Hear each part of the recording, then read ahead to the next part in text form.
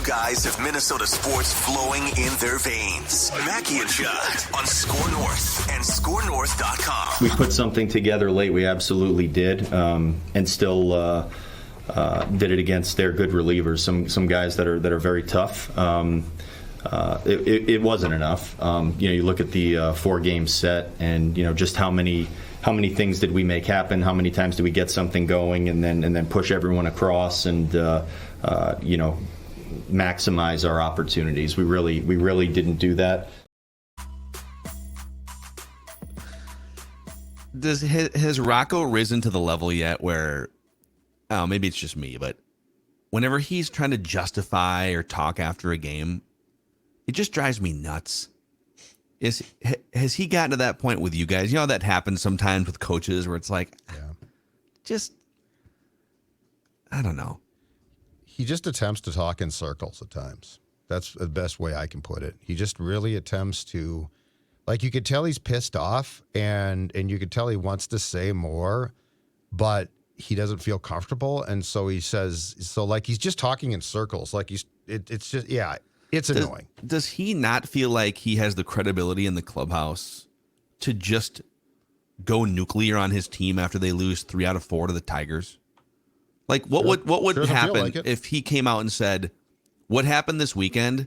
Is he worried about disrespecting the Tigers or losing his clubhouse? Why are we talking about, we did get some runs off a really good reliever late in that game? He's always... Who cares?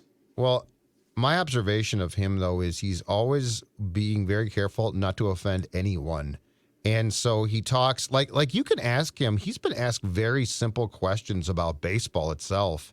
And he always weighs things. So he's very careful not to offend the baseball gods or the baseball rules. When's the last time that you saw him?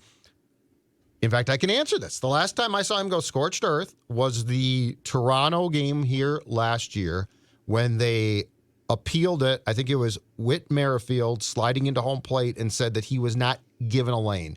And Rocco went scorched earth and said, that's BS, that's blah, blah. And that's dude, this is what we want. Yeah. But and that's awesome. And there's a time to push certain buttons with umpires or the league, but there's also certain times to push certain buttons with your own team.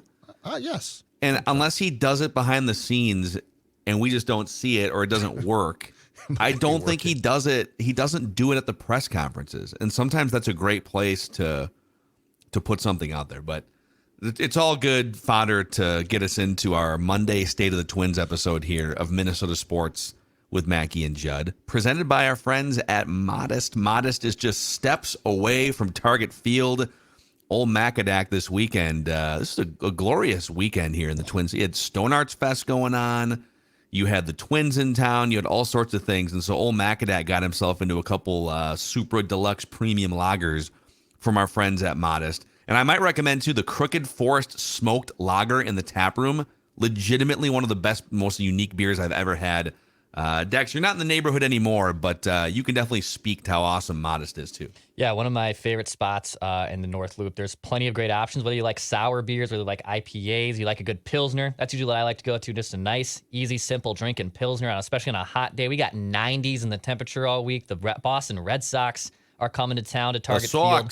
The Sox. Why don't you have a Pilsner with your Sox friends at Modist, okay? Go to Modist Brewing, one of the best spots in town, the North Loop. Go check out Modist Brewing. You can park your car. It's got Smart Park on It's Modist. got Smart Park. ModistBrewing.com, ModistBrewing.com. All right, so State of the Twins, give you the overall snapshot, and then I will present to you guys, as we do every week, a handful of interesting categories for discussion. So the overall snapshot is their record remains 500, just as it was last week. They're 36-36. So last week, they were just a game and a half up on the Guardians. They just dropped 3 of 4 to the Tigers. They've gained a game on the Guardians. They're now 2.5 games up on the Guardians.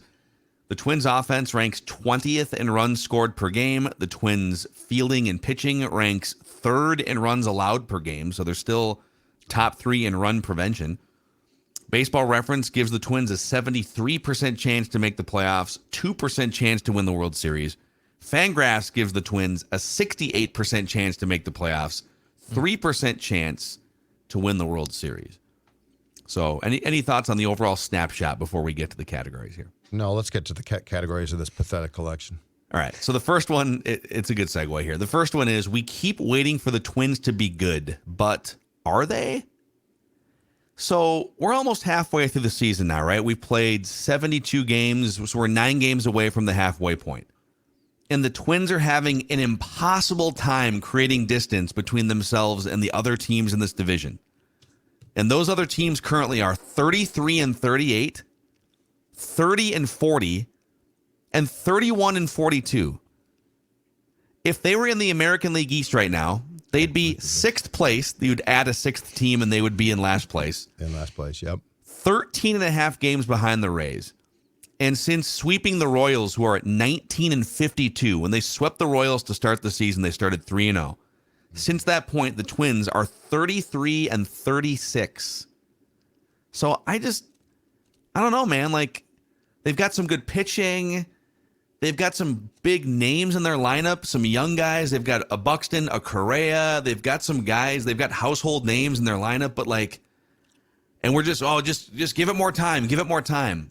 Well, they've been trying to win for 3 years, and like we keep giving it time, and yeah, injuries and bad luck and all this stuff. I don't know. Are they just not good? First of all, we are so desperate after just a brief glimpse of success to say, that's it. They've turned it around. They beat the Brewers for 2 games, and the Brewers aren't that good. In fact, the Brewers might fall into the same category that you said the Twins did, which is, are they good? And the answer might be no. But we are so desperate. You know, Carlos Correa hits a grand slam. Okay, Correa's back. It's all going to be good now. And the reality is this. I'm not even sure at this point in time, because this division's such a cluster bleep and it's so bad. When we talk about separation, how about this? We're waiting for them to separate themselves from 500.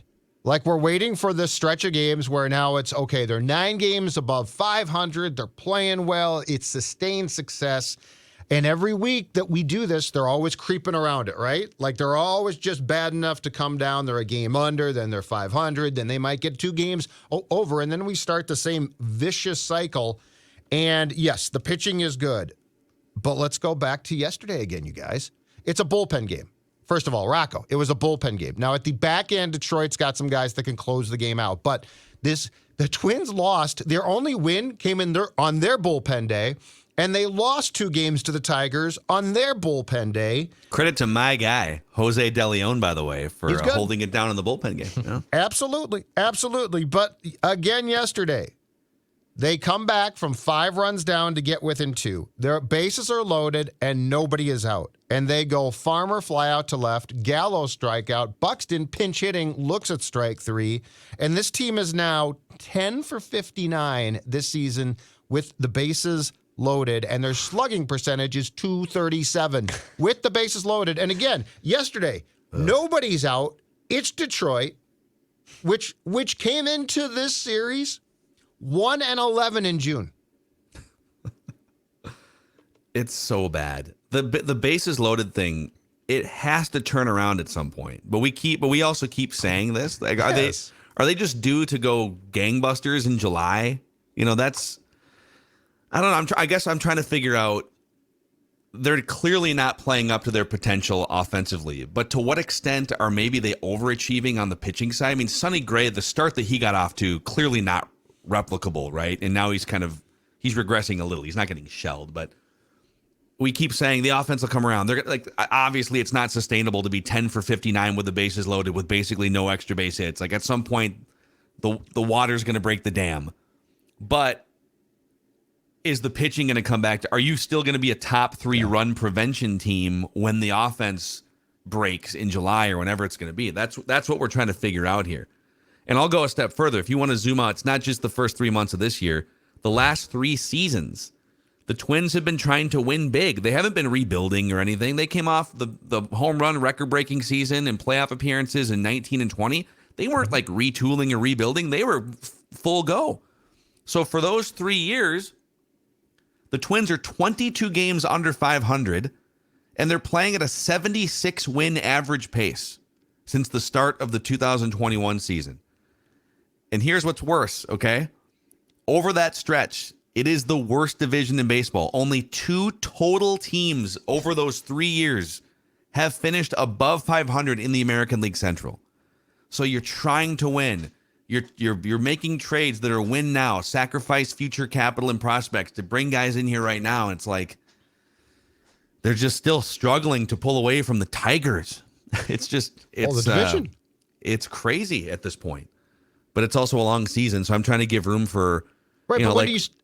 But when do you? To your point from before, Phil, when do you sort of stop with that? Like, yes, it's a long year and things could change, but as you just said, they also could change where the bats get hotter, which you would think at some point they're going to have to, and the pitching regresses because you would think at some point it probably will. So, like, when do we get past the cue the Bally Sports North tune? When do we get past the it's June, it's June, just wait for July, at some point in time, because every single time that they do something, Carlos Correa, grand slam. Okay, that's it. Floodgates, bases. This is going to end the ineptitude with the bases loaded, and then you get this weekend. Then you get Sunday. So I don't know how long we keep trying to claim small sample size when the evidence is mounting that it's just really not good. Yeah, and the other thing I think, that we cling to, if you're old enough to remember the early 2000s Twins, and so you probably have to be 25, 30 years old or older to remember 2 or 3 different times, 06 being the most notable. They were just toiling for the first 3 or 4 months of the year. 2009 was another one where, like in 2006, I think they were 8 games under 500 at the beginning of June, somewhere in there. And Justin Morneau there was come to Jesus meetings behind the scenes because he couldn't hit. And then all of a sudden, that team just goes crazy and takes off and finishes with 96 wins. They were the hottest team in baseball. So we've seen the Twins do this before where they get super hot like halfway through or maybe even later and they go on a run. But I don't think that's the norm. And I'm trying to figure out, like, that 06 team, that pitching staff had the 2 best starting pitchers in the game until Liriano, blew his elbow out sometime in August. And then they also had Joe Mauer in his prime batting title. You had Justin Morneau playing at an MVP level. Is Alex Kirilloff going to play at an MVP level from this point going forward? Or Correa? I think you're going to need something like that where a guy just goes crazy, like Buxton snaps out of it and just, I'm going to put the team on my back. So, I don't know. Are they good? That's the first category. Oh. And I think we're always looking for like historical evidence. Like we look at past Twins teams. We brought up the fact early when they were pitching so well, their starting pitching was so good. Like, are they like the Giants, a team that won 3 World Series with just great starting rotations and basically mediocre at best offenses? And the starting rotation has been really good this year. And I would rather trust a really good pitching staff over a really good lineup. Like, I'd rather take this pitching staff into a playoff series than the 2019 Bomba squad. That's the crazy thing. I agree. Yeah. This current team, even though not as good in the regular season, probably has a better chance to win a playoff series than that team does. I agree.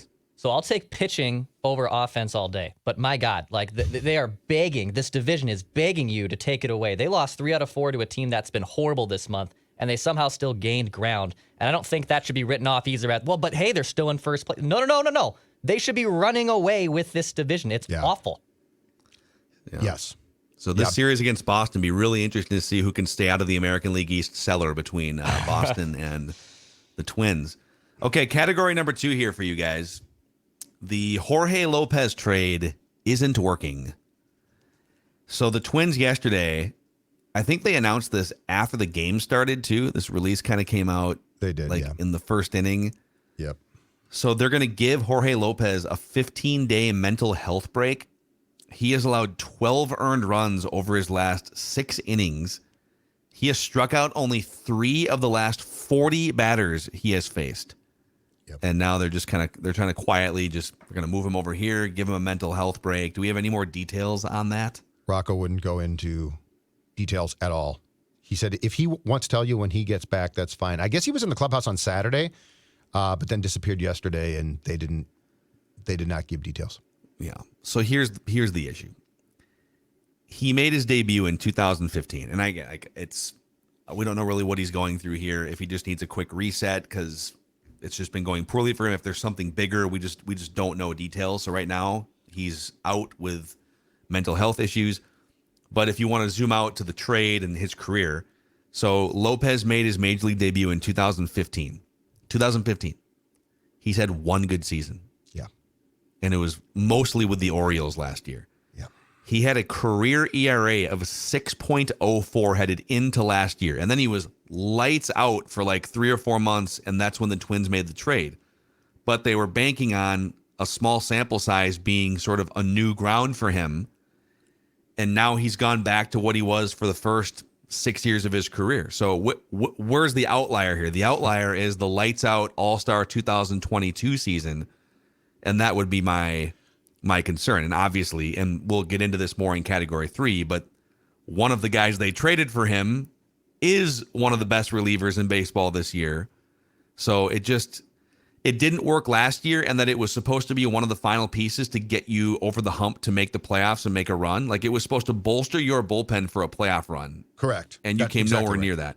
Yes. But then the good news was you get multiple years of team control, and so if it doesn't work out how you want in 2022, then you get him for 2023, and he's been a liability for you in 2023, unfortunately. So there's a lot to unpack here, because I think it's a very interesting discussion, because I think that you are exactly right. Jorge Lopez's team control was nice, but he was acquired because he was having a really good 2022, and he was acquired to help you make the playoffs, which at the time of the trade looked possible, right?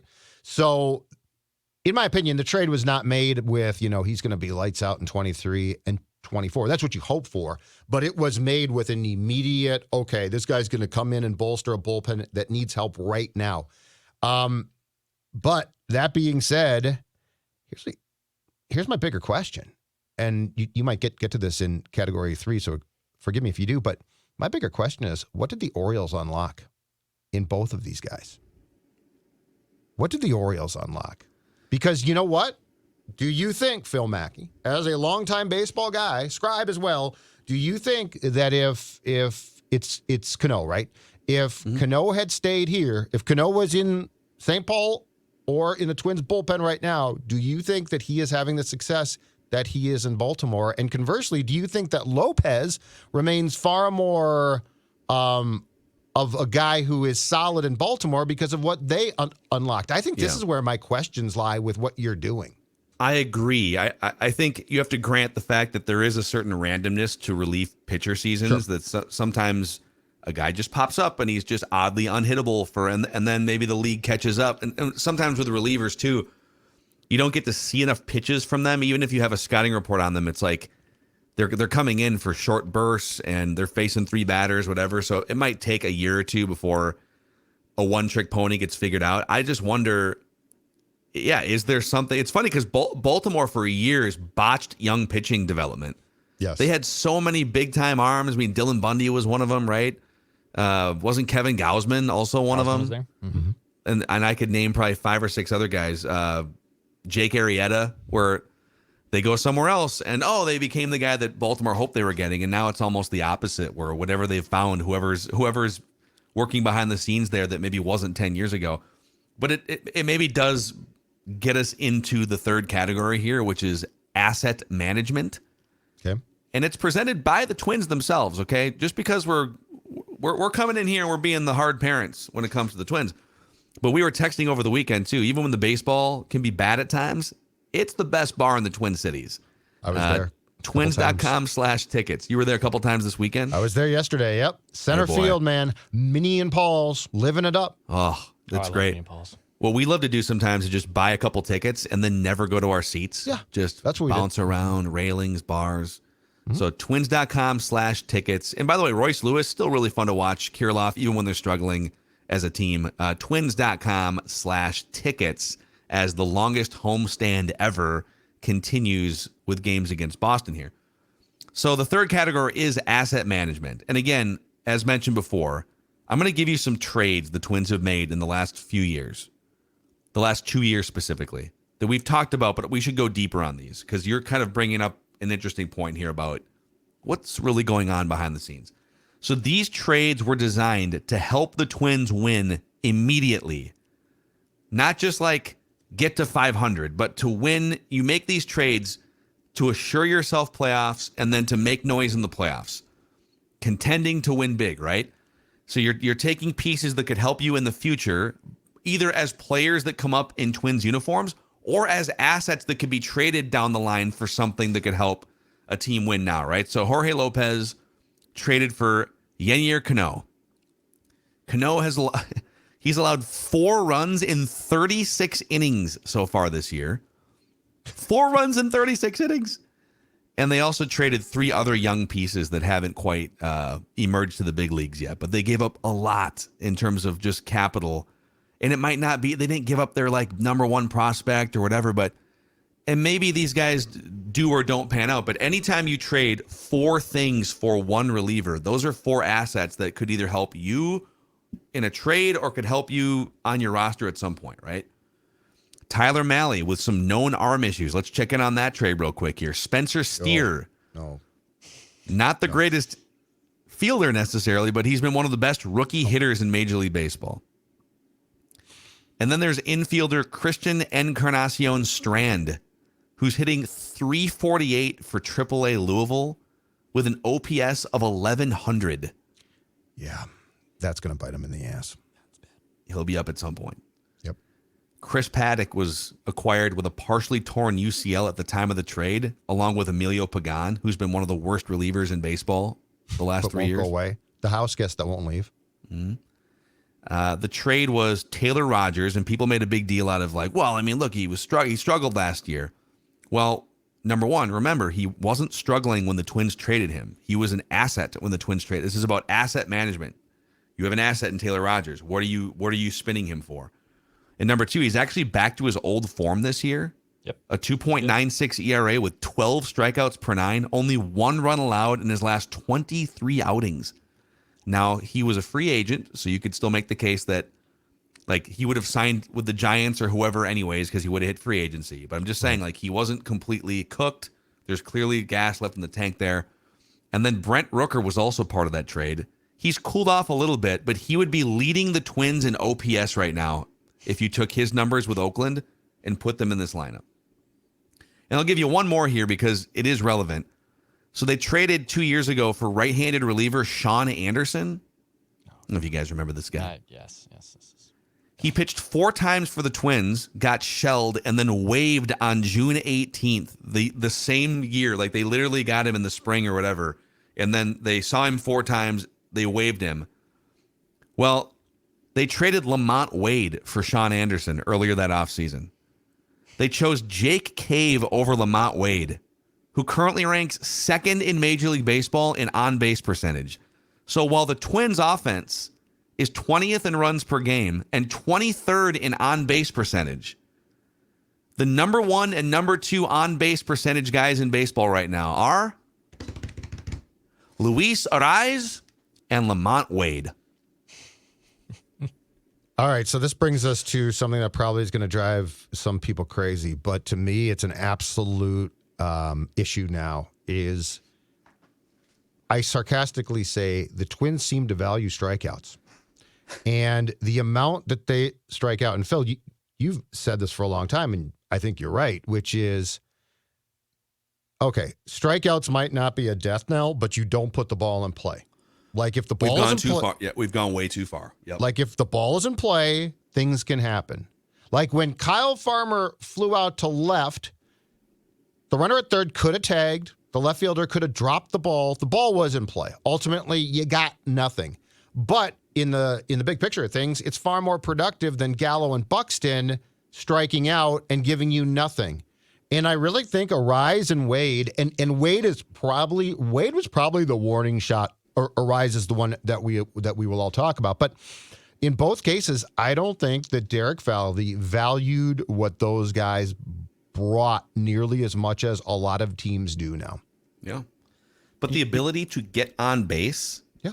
This is what's funny about analytics. Like these are studies that go back to the Bill James era of like late 70s, early 80s analytics, and then certainly the early 90s or the early 2000s with the Oakland A's and Billy Beane and Moneyball. The ability to get on base, this is going to be really nerdy, but stick with me, is almost 2 times as valuable as the ability to slug when it comes to run scoring and run production. Yes. And it's like the Twins in the Derek Falvey, Thad Levine era have sacrificed either knowingly or maybe just like obliviously. They've gone the opposite, which is they've kind of sold out for guys who can hit for power at the expense of on-base percentage. And to have two guys that were firmly entrenched in your system, and it wasn't like they had a bunch of all-stars blocking their paths, right? I mean, Luis Ariz was your best hitter. And Lamont Wade, you're going to whiff on some guys. You're not going to be perfect as a front office, but what did they see in Jake Cave that they liked enough to keep him as the fourth outfielder over Lamont Wade? And then why are you trading a center fielder for an also-ran reliever that you waive after 4 outings in 2022 or whatever it was, 21? Like, there's so many questions. And I know that apologists and Twins gatekeepers can come in and they can justify any one of these things, right? There's always a but like the collective here right is really damning. It's really damning. And if you want me to be even the pocket protector there, I mean, the good trades that they've made, this front office. So I 3 that I wrote down that come to mind right away. The Joe Ryan for Nelson Cruz trade, good trade. That's a positive for the win. That's a win for the Twins. Joe Ryan's off to a great start. That was a solid trade. The Duran trade, they got, I believe, Duran for Eduardo Escobar 3-4 years ago. That was a really solid trade. They traded Chase Petty, the 26th overall pick, to get Sonny Gray. Now, Petty is, in rookie ball, playing pretty damn well. He's pitching really well, and he's 20 years old. And when 20-year-olds are pitching really well at that level, he's probably going to excel, and maybe he becomes a really good player. Those trades are good. Those are solid trades for the Twins. But the Lopez trade, the Malley trade, the Paddock trade, Pablo Lopez, I don't think we can grade that one quite yet, but Luis Ariz is looking like basically Tony Gwynn in 2023. I don't think there's enough positives to outweigh the negatives. And I think there's enough damning evidence that is shifted on the scale that says actually they've made more bad trades than good ones. Yeah, it's asset management. I think a big part of the problem, too, is this. You know, Derek Falvey was hired from Cleveland because he supposedly came from the franchise that had and continues to have the secret sauce to find pitching.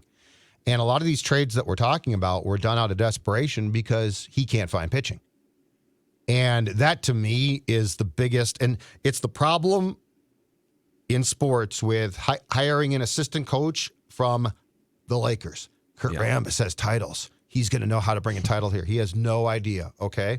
Falvey was what, Phil? The third guy, I think, in line, third or fourth guy in Cleveland.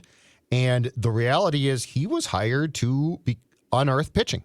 And that means from scouting. That does not mean from trades. And so, yes, every once in a while, when you trade as many players as they have traded for pitching, you are going to hit on a Joe Ryan, and that's going to be a fantastic trade. Yeah. But the reality of the Pablo Lopez trade to me, and you know what? He's not been great. It's been solid, probably. I think that's a fair word. But the reality of that trade is you never have to trade Luis Ariz if you have developed pitching.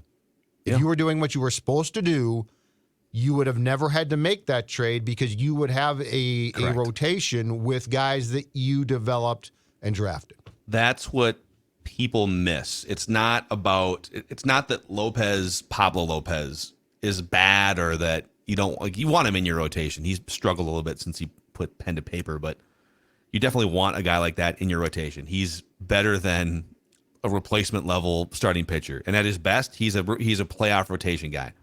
But to your point, if you were doing what was advertised, you wouldn't be so quick to give up multiple years of cheap team control of one of the best young hitters in the game. So, and one more note on base percentage too. Like the Texas Rangers, for instance, are the highest scoring team in the game. And it's not, I think they've outscored the next closest team, the Rays, by 20 runs. And then the Rays have outscored the next closest team by 20 runs. So there's like a 40-run gap between the Rangers and the third place team.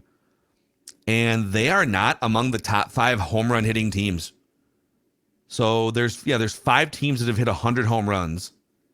Atlanta, Tampa, the Cardinals, even though they're having a bad season, the Angels, the Dodgers. So from what I can tell here, the Rangers are like 6th or 7th in home runs. But guess what? They lead the league in on-base percentage. Yep. They just constantly keep the chains moving. They have guys getting on, drawing walks, hitting singles, whatever. So like this is the 1 year too where they've gotten rid of the shift. If you put a ball in play, there's a higher percentage chance that it goes through for a hit now than maybe ever in the last 5 or 10 years. And so you now have the highest percentage strikeout team in baseball. You are taking advantage of the new rules less than any other offense. Yes. So just strategically, and I'm not saying they didn't set out to put the number one strikeout team on the field. I don't think anyways, but however they got here, it's tough to watch. And then category number 4 here for you guys, as we continue our vent session, the Twins have a Byron Buxton problem. Oh boy. So since returning from the injured list, he's now 0 for 13 with 8 strikeouts. Yep. It's just, he does not look ready at all whatsoever, mentally or physically. He's 7th in OPS on his own team, a team that struggles to produce offense, right? Career lows in batting average right now, and the lowest slugging percentage he's had by 100 points in 5 years. He's on pace to be worth 1 win above replacement if he continues playing like this. Yeah, and he can't, and it's very, very clear he is not going to play the outfield in 2023. He might never play there again. They had a situation yesterday where they easily could have, after Michael A. Taylor got beaned and Buxton came in, I think they pretty easily could have just flipped Buxton for what was left of that game, which was not enough to be concerned about. They actually got rid of the DH. Moran, by the end of the game, Moran was in the lineup. Now, he didn't have to hit, but my point is Buxton could have just stayed in. So they most definitely have a Buxton problem. And I think if you look at his game-by-game stats for this season so far, too, you find that there are just these ebbs where he will get hot, but then they just crash down. And then so, like, the consistency is gone, too. It feels like him DHing full-time might have caught up to him a bit as well. Like, I don't know how, because that's a tough job. I'm not making excuses, but I agree completely. There's a problem here. Like, I wouldn't just dismiss this. Oh, it's no problem at all. Because every time he gets hot, and again, this goes back to what we keep saying, which is, okay, now it's arrived. Every time that happens with this team, especially with the bats, the regression sets in very quickly, and we end up having the exact same Monday conversation that we probably did 2 Mondays ago because they can't get over that hump, and Buxton's included. Yeah, and that's the thing. It's like there's never any problem. There's always nothing to see here when it comes to a franchise that has gone quite literally 2 decades between playoff game wins. And I know there's been different regimes of front offices, different managers, obviously different rosters, same ownership, by the way. I just wonder, like, if you dig beneath the surface here, where are we at? 7 years into I'm not a guy that personally likes to come on these shows and call for heads and like this guy needs to be fired or whatever. But like, what are we doing here with some of these moves? What are we doing here with the vision of the future? What are we doing here in this garbage division, struggling to stay ahead of the Guardians and the Tigers? Yep. You know, we're 7 years in. It's not a rebuild. This is not a rebuild at all. These last 3 seasons, and they're 22 games under 500. So there's room. I think there's room to say, let's let the season play out and see how this carries forward. But I think there's also room for, what are we doing? And I think within a season, though, it's fair to ask this question. What are they going to do about it? Like, that's my question as well. Got to fire another trainer, I think. Nothing, yeah. I don't even know what his name is. You think Papa Resta not doing the job? Yeah. Papa Resta, the greatest name ever. But what are they going to do about it? Like, are they going to do a thing? It just feels like they are very content at times to spin their wheels and be fine with that. And that's what I don't get. You know, Rocco, basically, his antidote to any problems are, I'm going to juggle the lineup a bit, which he does a ton. And beyond that, what really changes? Oh, yeah, it's a real interesting fork in the road here, I think. And they're very, very lucky that this division does not have a second viable team, because I do wonder what it would look and feel like if they were sitting, 8 or 9 games back of Cleveland or something. It doesn't look as bad because they're in first place. Same as last year, by the way. And we were sitting here being negative on this show, and I get it. while they were in first place, like, you should consider trading Carlos Correa. He's a free agent. Like, well, no, you can't. You're in first place. You watch enough baseball. You think this is a team that's going to continue? Yeah. Like, open your eyes. And I don't. This team, I actually do think this team has better bones than last year's team. So that's why I'm not fully all in like I was last year in terms of criticizing them. But we're halfway through here, and they continue to just spin their wheels. So. But that disgusts me more. The fact that the starting pitching has been this competent, and that they have no business being in first place. The two central divisions in baseball are just make me want to puke.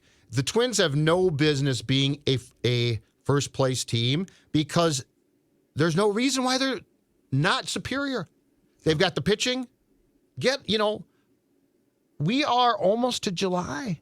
And the approach at the plate stinks. Again, David Popkins, I wouldn't know him if I pass him on the street, but, can't we do something? Are you telling me that this team offensively is this bad and no one's to blame at all?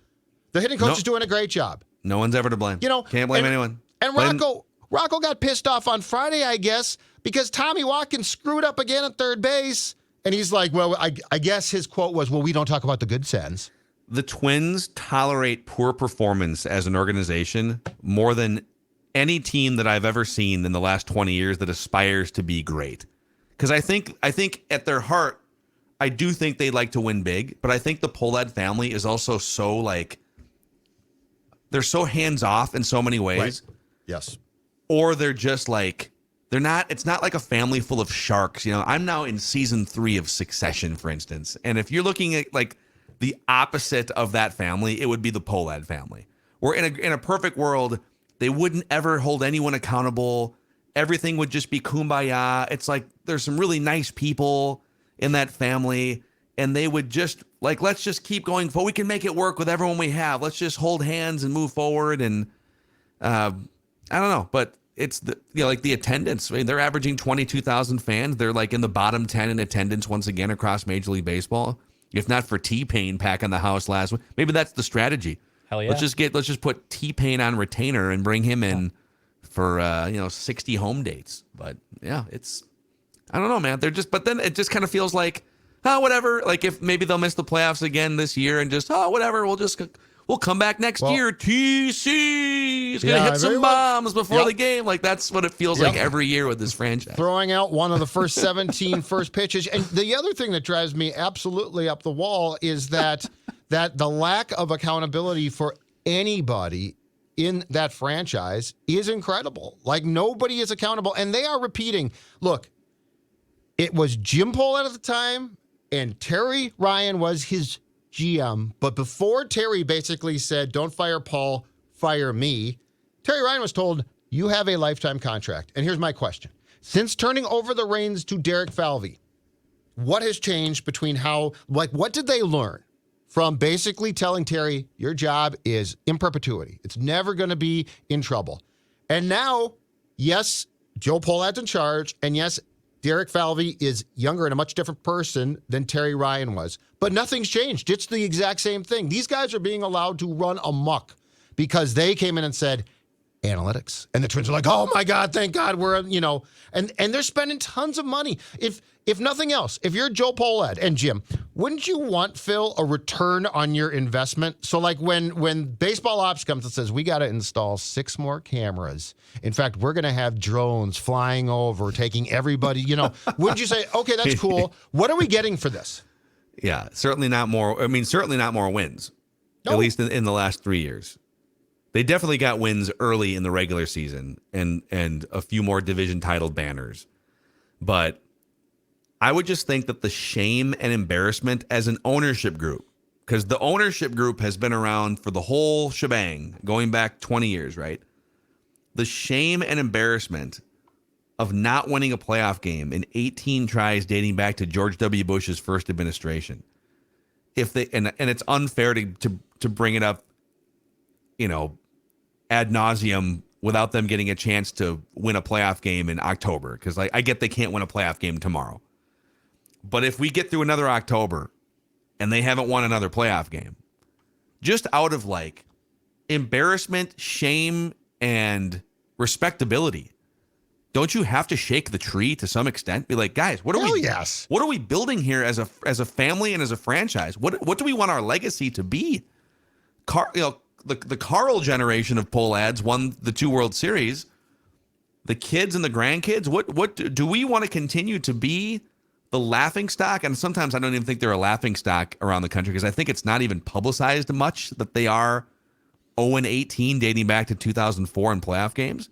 And I don't think you fire people for the sake of firing people. I just think like the rest of the season, if I am running this franchise from an ownership perspective, my respectability and credibility should be at stake to some extent, right? Like, let's treat this seriously, as seriously as you can treat, sports, which is in the fun bin of life. I get that, but I don't know how you can keep watching it year after year and not be more forceful in what you demand in terms of accountability. But it's the business spin too, though. Like to your point, if you go back-to-back years in this division without making the playoffs, which you're not going to do unless you win it, and the last 2 years, this thing has been beyond winnable. You got to do something. You can't just sit there and take it and be like, if you were in the American League East, okay, sort of sucks, but yeah, man, we got some good teams in there. If Cleveland or the White Sox jump you, I don't care. It's a joke. It's an embarrassment. You've got to change something. Yep. So, all right. Well, a shout out, because that was a great therapy session, to our throttle therapy friends at Power Lodge and Miller Marine. I need them.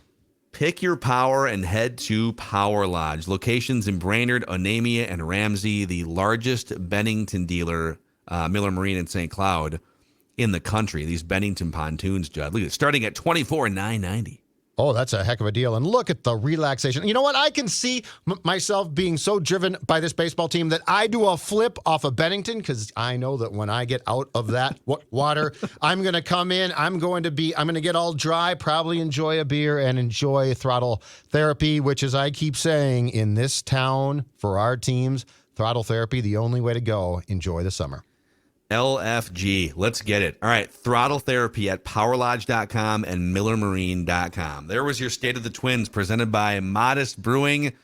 A great needed therapy session, Twins. All right. Hopefully that inspired you to go, I don't know, win like 5 more games between now and Monday. We will find out.